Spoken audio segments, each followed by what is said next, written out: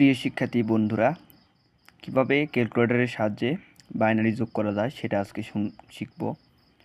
প্রথমেই বাইনারি করার জন্য আমরা প্রথমে মোডে ক্লিক দেব দুইবার। ক্লিক দেওয়ার পর 3 নম্বর বেজ লেখা আছে, এই কারণে এখানে 3তে ক্লিক করব। এবারে বেজে চলে গেল ডেসিমেল।